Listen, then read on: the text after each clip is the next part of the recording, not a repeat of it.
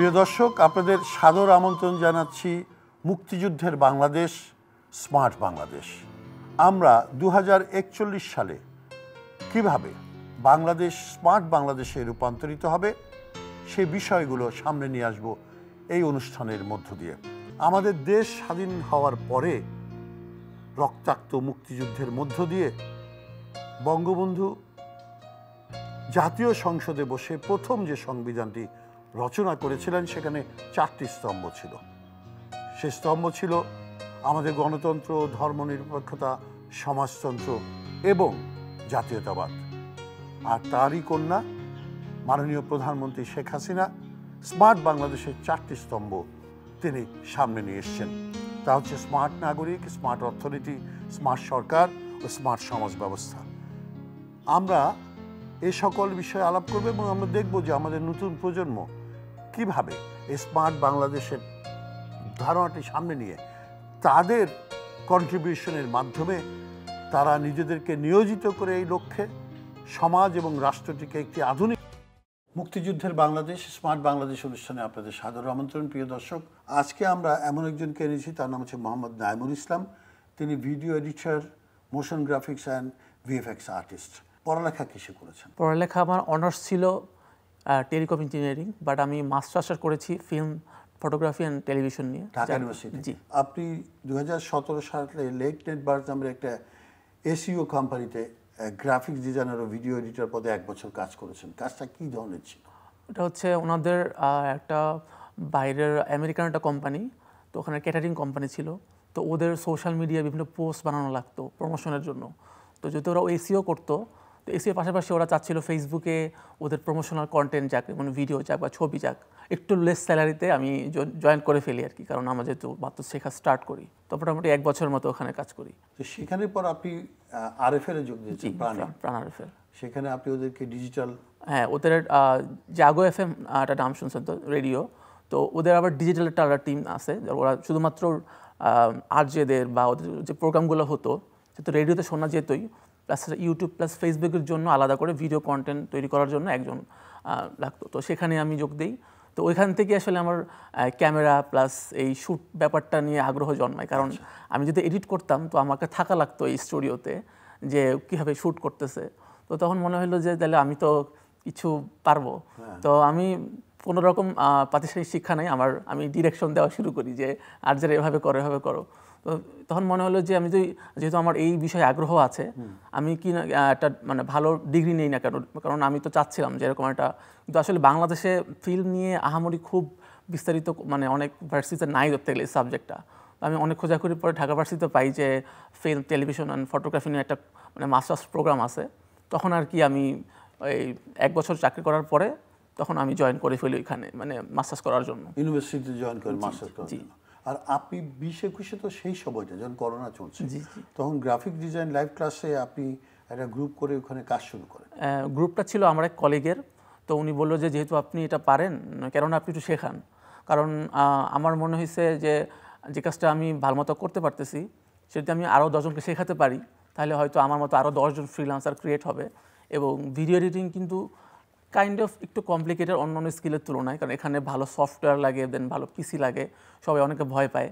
তো ওনার কথার মতো আমি ওনার গ্রুপে আর কি একটা লাইভ মানে ক্লাস নেওয়া শুরু করি অনলাইনে। যেহেতু করোনা ছিল, বুঝতেই পারছেন সবাই ওই অনলাইন জিনিসটা সবার কাছে এখন একটু পপুলার হওয়া শুরু করে। তো তখন থেকে আমার মানে এই শেখানোর জার্নি স্টার্ট, যে আমি শিখাচ্ছি প্লাস নিজেও কাজ করছি। তারপর থেকে আমি মোটামুটি 4টা কোম্পানিতে, বা আমার একটা হচ্ছে প্রি রেকর্ডেড কোর্স থাকে, যে কোর্সটা দিয়ে দেওয়া থাকে, আর একটা হচ্ছে লাইভ ক্লাস দিতে হয়, এবং অফলাইনে আমার কিছু স্টুডেন্ট থাকে যারা একবার বাসায় এসে শিখতে যায়। তো আপনি অনলাইন অফলাইন দুটোতেই অ্যাক্টিভ আছেন এখন। এগুলি কি আপনাকে ইনকাম জেনারেটিং? এটা কি পয়সা? অবভিয়াসলি, আমি তো এটা বিজনেসের পারপাসেই আমি যে সময়টা ব্যয় করছি সেটা যদি আমার একটা রেভিনিউ আসে, সে খারাপ কি? অবশ্যই ভালো, হ্যাঁ, সেটাই তো দরকার। আর আরেকটি হচ্ছে যে আপনি তো এই ফ্রিল্যান্সিংয়ের পাশাপাশি আপনি ট্রাভেল কন্টেন্ট বানান, আর হচ্ছে এডিটিং বিষয়ক আপনার ছোট ছোট শোরিল বানিয়ে ইনস্ট্রাকটিভ আর কি। মানে আমার একটা হচ্ছে ট্রাভেল, জাস্ট ট্রাভেল, কারণ আমি দেখতেছি যে বাংলাদেশে এই ব্লগ জিনিসটা খুব পপুলার হয়ে যাচ্ছে অ্যান্ড স্পন্সর পাওয়া যাচ্ছে। যেহেতু আমি এডিটিং পারি, তো আমার আলাদা করে এডিটিং হায়ার করা লাগতেছে না। প্লাস হচ্ছে দেখতেছি যে আমি নিজেই খুব ঘোরাঘুরি পছন্দ করি, লাইক আমি মাসে বা সপ্তাহে ঘুরতে যাই।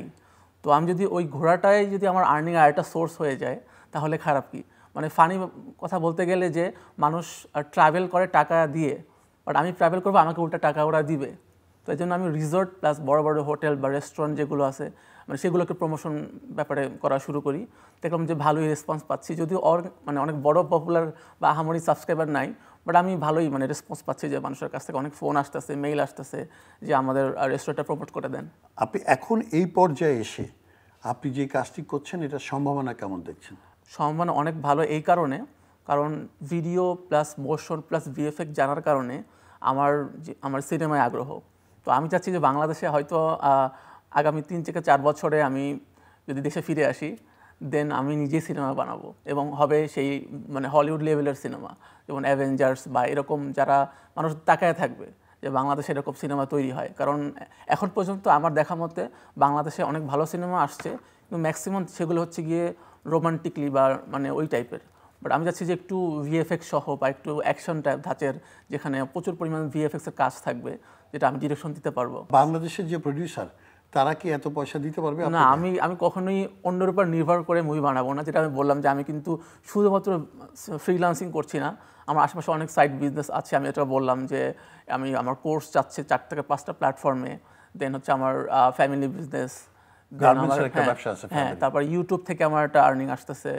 তারপরে মানে মোটামুটি আমি চাচ্ছি যে আমি ধরুন এখন যদি আমি অ্যাজ এ ডিরেক্টর হিসেবে কোথাও ঢুকি, আমাকে তার অ্যাসিস্ট্যান্ট হিসেবে কাজ করতে হবে, যেখানে আমার নিজের কোনো মানে কিছু দেখাইতে পারবো না, আমি অন্যের হয়ে আমার কাজ করতে হবে।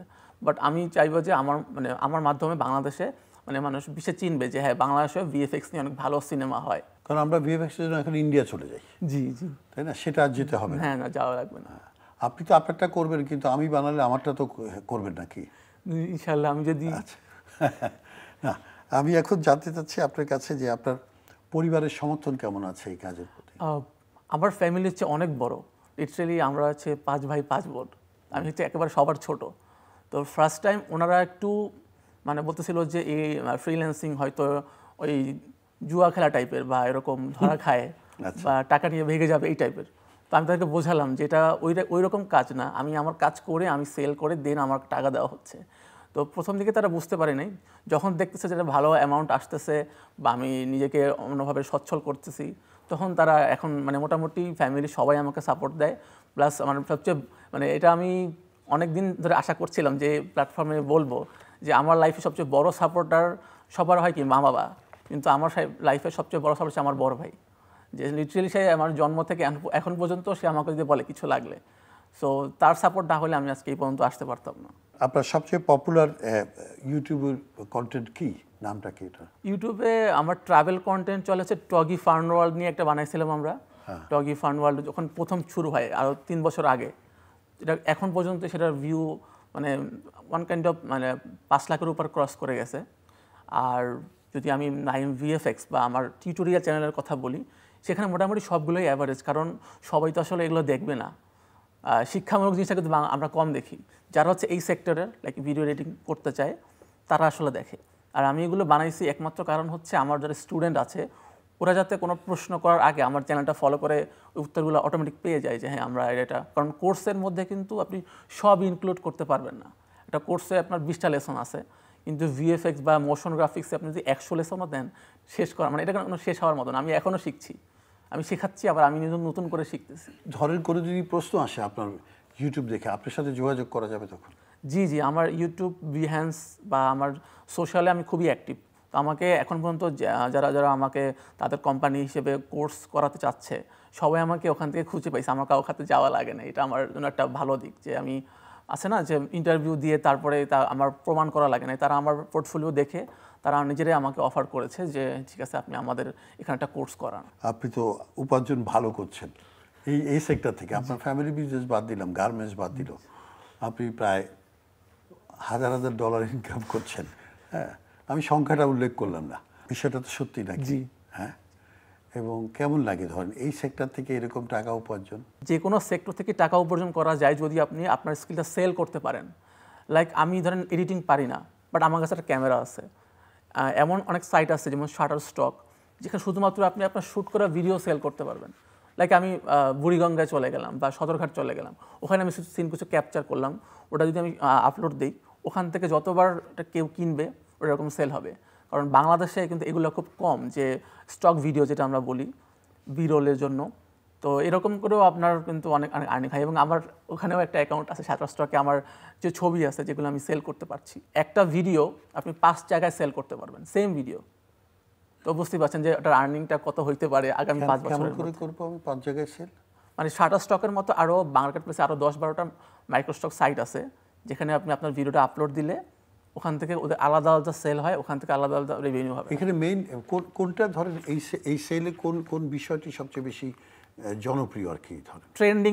ট্রেন্ডিং বিষয়গুলো, বা এই যে এখন ধরেন ফেব্রুয়ারি মাস আসলে কি হয়, আমরা শহীদ মিনার খুঁজি, শহীদ মিনারের ছবি খুঁজি। তো কিছু কিছু কোম্পানি থাকে যারা এই ছবিগুলো চায় এইচডি কোয়ালিটি, কিন্তু পায় না। সেক্ষেত্রে ওরা চলে যাবে শাটারস্টকে, সার্চ করবে যে শহীদ মিনার বাংলাদেশ।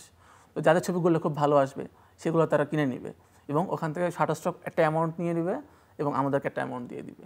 এরকম করে আর কি জিনিসগুলো। তো এই শহীদ মিনারের ছবি তো ধরেন যে তুলেছে তার একটা, যেই তুলুক আমার অ্যাকাউন্ট থেকে যদি সেল হয়, মানে আপনার রেভিনিউটা এই অ্যাকাউন্টেই চলে আসবে। বাংলাদেশের কি ধরনের ছবির প্রতি আগ্রহ বিদেশি বায়াতের? হিস্টোরিক্যাল প্লেসগুলো, যেমন 60 গম্বুজ মসজিদ, বা যেগুলো আসলে আমরা কি সার্চ করি আসলে ইন্টারনেটে গিয়ে, ঠিক আছে, এগুলো মানে সাইকোলজি বুঝতে হবে। শুধুমাত্র বাংলাদেশের জন্য না, কারণ এটা ইন্টারন্যাশনাল একটা মানে সাইট।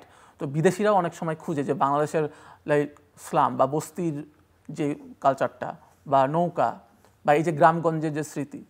এবং শুধুমাত্র যে শাটারস্টক, যাতে আপনার অনেক সময় হয় কি যে প্রফেশনাল ক্যামেরা না থাকলে বা একটু নয়েজ থাকলে ফটো অ্যাকসেপ্ট করে না। এখানে একটা কিন্তু নেগেটিভ পয়েন্ট আছে, বাট এই জন্য আপনাকে ফটোগ্রাফি জানতে হবে বা ভালো মতো এডিট করতে হবে জিনিসটা।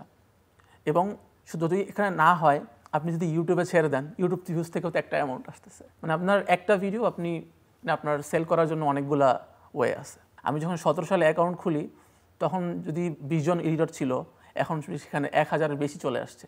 তো ওদেরকে টেক্কা দিয়ে যদি না পারেন, সেক্ষেত্রে আমার মানে অল্টারনেটিভ ওয়ে কি এগুলা, মানে মাইক্রোস্টক সাইট, যেখানে আপনি আপনার নিজস্ব ভিডিও করা বা নিজস্ব ছবি এগুলো সেল করতে পারেন। মানে আপনার অনেক বেশি অ্যাক্টিভ থাকতে হবে মার্কেট প্লেসে, তাই তো? আপনার প্রোডাক্টটা নিয়ে, কন্টেন্টটা নিয়ে। আপনাকে অভিনন্দন এবং শুভেচ্ছা, আপনি ভালো করুন, আমরা তাই চাইবো। মোহাম্মদ নাইমুল ইসলাম, প্রিয় দর্শক, আপনারা দেখলেন আমাদের একজন তরুণ কিভাবে নিজেকে ব্যস্ত রেখেছেন নানাবিধ জায়গায়। বিশেষ করে তিনি ভিডিও এডিটিংটা এবং শেষ অবধি এসে ভিএফএক্স, সেই ভিএফএক্সে সে এমনভাবে পড়ালেখা করতে চায় বিদেশ থেকে, যেন দেশে এসে সে ছবি বানাতে পারে যেটি একেবারে আন্তর্জাতিক মানের একটি ভিএফএক্স নির্ভর ছবি হবে, এবং বিশ্ববাসী অবাক হয়ে দেখবে যে বাংলাদেশ এ ধরনের ছবি করতে পারে। আমাদের সাধুবাদ থাকলো মোহাম্মদ নাইমুল ইসলামের প্রতি, এবং তার মুখে শুনলেন যে তিনি কীভাবে উপার্জনও করেন। এই যে শুধু কৌশলগুলি শিখছেন, এই যে শিক্ষিত হচ্ছেন, নিজে ক্রিয়েটিভ কাজ করে নিজেকে তুষ্ট করছেন তা নয়, একই সাথে আর্থিক উপার্জনও তার অনেক বেড়েছে। যদিও তার পারিবারিক উপার্জন বেশ ভালো, যেহেতু যাদের গার্মেন্টস আছে নারায়ণগঞ্জে, কিন্তু পারিবারিক এই ব্যবসার পাশাপাশি তিনি ব্যক্তি হিসাবে দাঁড়িয়ে গেছেন তার নিজস্ব উদ্ভাবন দিয়ে। তিনি এখন মার্কেট প্লেসগুলিতে খুবই সরব, এবং আগামীতে যখন ভিএফএক্সের ব্যাপারে পড়ালেখা করে দেশে প্রত্যাবর্তন করবেন, তো নিশ্চয়ই আরও বেশি তিনি ব্যস্ত হয়ে পড়বেন তার কাজে, এবং তার ব্যস্ততার মধ্যে দিয়ে বাংলাদেশে গিয়ে যাবে।